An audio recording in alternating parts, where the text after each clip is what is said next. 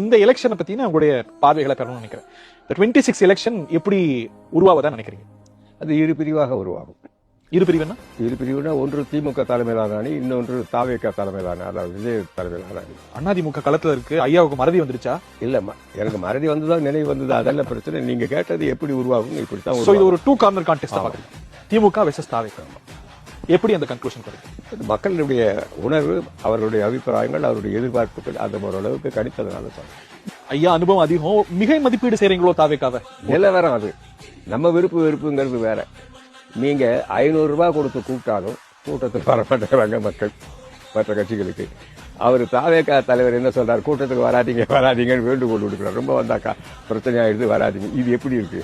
10 கூட்டம் தான் போடவே போட்டிருக்காரு. போட முடியல. நான் புரட்சி எம்ஜிஆரால போட முடியலையா? அவரோட பெரிய ஆளுமையா? புரட்சி தலைவர் எம்ஜிஆர் கிட்ட சொல்லுவேன், அவர் நின்றால் மாநாடு, நடந்தால் ஊர்வலம்னு சொல்லுவேன். அப்ப அந்த காலத்துல இப்ப நடக்குது அது. எம்ஜிஆர் போல விஜய் நின்றால் மாநாடு, நடந்தால் பேரணியா? ஆமா, அதான் கண் கூட நீங்க பாக்குறீங்களா. அவர் என்ன காசு கொடுத்தா கூப்பிடுறாரு.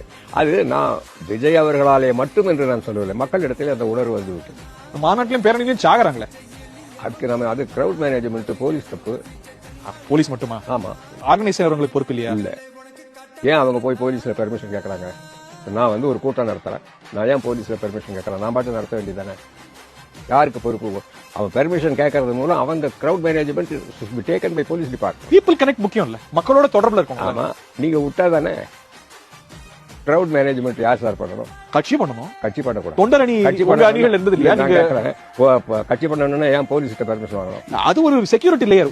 அதிமுக மாதிரி திமுக மாதிரி கட்சிகள் தொண்டரணி எவ்வளவு முக்கியம். நீங்க திருவிழா நடத்துறீங்கன்னு வைங்க, அதுக்கும் போலீஸ் கொடுக்கணும். நிர்வாகிகளுக்கு பொறுப்பு இல்லையா? ஆர்கனைசேஷன் பொறுப்பு இல்லையா? நிர்வாகிகள் நம்ம ஆர்கனைஸ் பண்றோம், வர்ற மக்களை தானே பண்ணுவோம். அரசோ காவல்துறை. புரட்சி தலைவர் எம்ஜிஆர் முதல் நாள் சாயங்காலம் வரும்னு சொல்றாரு, மறுநாள் காலையில் 9 மணிக்கு நானும் அவரோட போயிருக்கேன். யாரும் சாகலைங்க எங்க அவங்க. நீங்க கூட்டத்தை மேனேஜ் பண்ணியிருந்தா செத்துருக்க மாட்டான். நான் அட்மினிஸ்ட்ரேஷன்ல இருந்திருக்கிறேன் சொல்றேன். என்னைக்கு உங்களுக்கு ஒரு 10,000 பேர் திரள தரோம், 10,000 பேர் நிறைஞ்சிட்டு உடனே எல்லா அப்ரோச் ரோட்ஸ்லயும் இருக்கிறப்போ நம்ம போலீஸ் பீப்புளுக்கு சொல்லி don't allow any vehicles further. MGR நட்சத்திரம் அவர் வீட்டுல போய் காலைல சாப்பிடலாம்ல. எவ்வளவு பேர் சாப்பிட்டாங்க, எவ்வளவு எளிவர்கள் பார்த்தாங்க அவரை. நீங்க ஒரு தலைவரை இன்னொரு தலைவரோட எப்பொழுதும் கம்பேர் பண்ணாது. அவங்களுக்கு தனித்தன்மை இருக்கு. நீங்க ஒரு டாமினன்ட் ரோல் எடுத்து தலைவர் வந்து நான் சொல்றபடி கேட்கணும், நான் வந்தா பார்க்கணும், நான் சொல்றது நடக்கணும், அப்படியே பார்க்கறது. நாடு ஒரு அரசியல் இயக்கம், அதை வழி நடத்தி செல்கிறவர் மனசு பார்க்கணும். நல்ல மனசு இருக்கிறதா பாக்குறீங்களா?